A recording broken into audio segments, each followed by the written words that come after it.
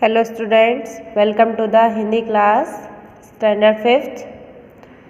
आज हम पढ़ेंगे पार्ट 10 नारी शक्ति की प्रतीक भगिनी निवेदिता।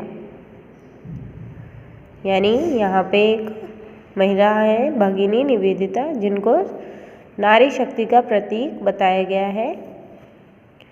अपने देश में बहुत कुछ कर गुजरने वाली महिलाओं में हमारा इतिहास भरा पड़ा है, परंतु एक विदेशी महिला ने भारत के लिए जो कार्य किया वह अनूठा है। यानी ये जो महिला है ये हमारे देश की नहीं बल्कि विदेश की है, जिन्होंने भारत के लिए कार्य किया।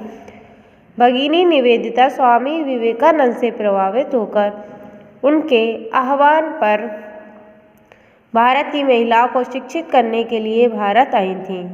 यानी भगिनी निवेदिता विदेश में रहती थी, तो जो हमारे स्वामी विवेकानंद थे उन्होंने उनको बुलाया था, जिनके कहने पर वो भारत की महिलाओं को पढ़ाने के लिए भारत आई थी। उनका जन्म आयरलैंड में हुआ, परंतु उन्होंने भारत भूमि में अपनी मातृभूमि के दर्शन किए और भारत की बेटी बनकर स्वतंत्रता आंदोलन में क्रांतिकारी भूमिका निभाई। यानी उनका जन्म भले ही आयरलैंड में हुआ, लेकिन उन्होंने क्या है, भारत की बेटी बनकर यहाँ स्वतंत्रता आंदोलन में भी भाग लिया था। उनका पूरा नाम मार्गरेट एलिजाबेथ नोबेल था। उनके पिता का नाम सैमुअल रिचमंड नोबेल व माँ का नाम मैरी इसाबेल था। बचपन में ही इनके माता पिता का देहांत हो गया था। इनका लालन पालन नाना हैमिल्टन द्वारा किया गया था। यानी इनके नाना का नाम था हैमिल्टन। हैमिल्टन आयरलैंड के स्वतंत्रता आंदोलन के प्रमुख सूत्रधारों में से एक थे। यानी जो उनके नाना थे वो आयरलैंड में जो स्वतंत्रता आंदोलन चल रहे थे उसमें एक नायक थे। मार्गरेट की शिक्षा लंदन चर्च में आवासीय विद्यालय में हुई।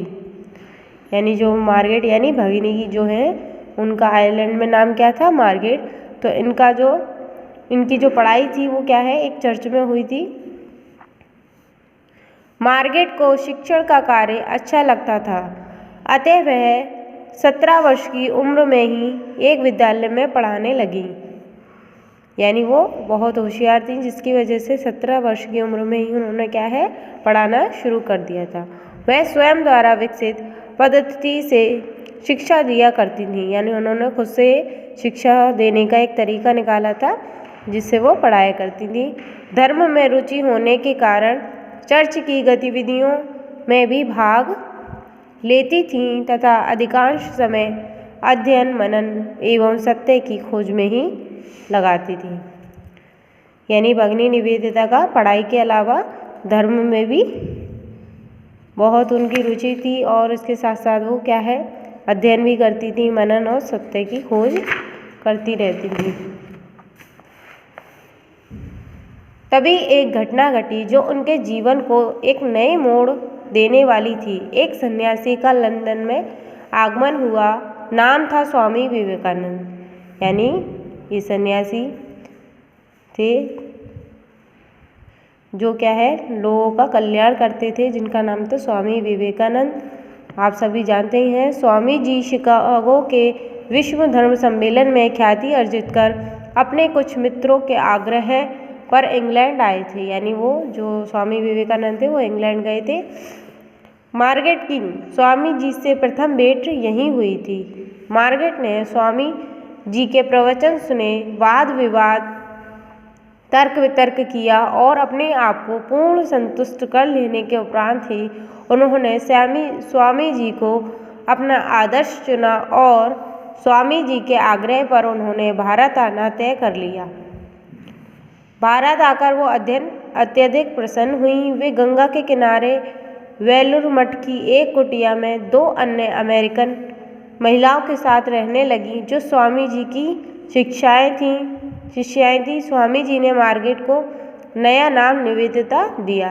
यानी जब वो भारत में आ गई और यहाँ आकर रहने लगी तो स्वामी जी ने मार्गरेट को एक नया नाम दिया था, जो नाम रखा गया उनका निवेदिता। और आग्रह किया कि वह भगवान या भारत के चरणों में अपना जीवन अर्पित करें। भगिनी निवेदिता ने विवेकानंद के उपदेशों को जन जन तक पहुंचाने का कार्य करने के साथ साथ कलकत्ता में लड़कियों का एक स्कूल भी प्रारंभ किया।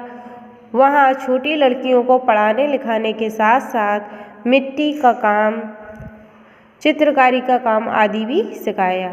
यानी जो भगिनी निवेदिता है उन्होंने कलकत्ता के एक स्कूल में क्या है लड़कियों को पढ़ाना प्रारंभ किया और पढ़ाने के साथ साथ वो उन्हें मिट्टी का काम या चित्रकारी का काम भी सिखाती थी।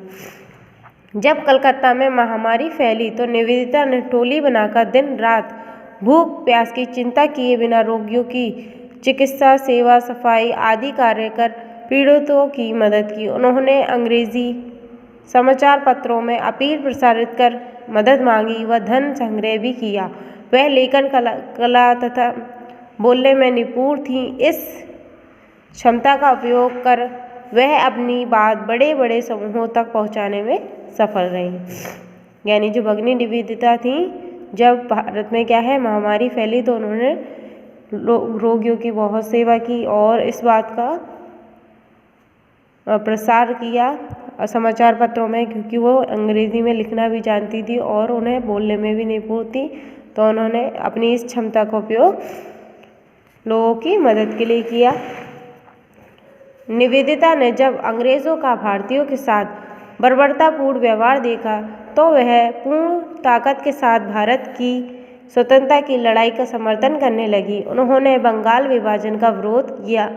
उन्होंने जगदीश चंद्र बोस की उपलब्धियां विश्व पटल पर रखीं और महर्षि अरविंद के जेल जाने के बाद उनके कर्मयोगी पत्र के लिए संपादकीय लिखने का कार्य भी करने लगी।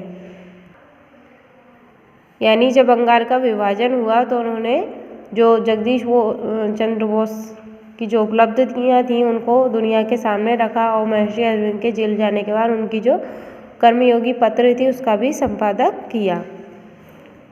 उन्हें भारतीय स्त्रियां अधिक प्रभावित करती थीं। उन्हें लज्जा, विनम्रता, स्वाभिमान, सेवाभाव, निष्ठावान, ममत्व आदि की प्रतिमूर्ति दिखाई देती थी। यानी जब वो भारत की महिलाओं को देखती थी तो उन्हें कैसा लगता था, यानी उन्हें कई सारी झलक दिखाई देती थी। जैसे भारतीय महिलाओं में लज्जा होती है, विनम्रता, स्वाभिमान, सेवा का भाव होता है, निष्ठावान और ममता का भाव होता है। वह समय समय पर महिलाओं को लक्ष्मीबाई, अहिल्याबाई की वीरतापूर्ण कार्यों की भी याद दिलाती थी। उनकी दृष्टि जाति, प्रांत व भाषा आदि के ऊपर से ऊपर थी। भगिनी निवेदिता ने भारत को अपनाने के बाद कभी भी अनुभव नहीं होने दिया कि वह एक विदेशी हैं। यानी जब उन्होंने भारत को अपना बना लिया तब कभी भी ऐसा नहीं लगा कि वो एक विदेश से आई हैं, बल्कि ऐसा लगता था कि वो भारतवासी हैं। उन्होंने भारत के लिए जो किया उसे कोई अन्य नहीं कर सकता था। वह भी स्वामी जी की तरह ही 44 वर्ष की अल्प आयु में नीचे उद्वत वेद की पावन रचनाओं का सदैव स्मरण करती हुई संसार से विदा हो गई। यानी 44 वर्ष की उम्र में उनकी मृत्यु हो गई।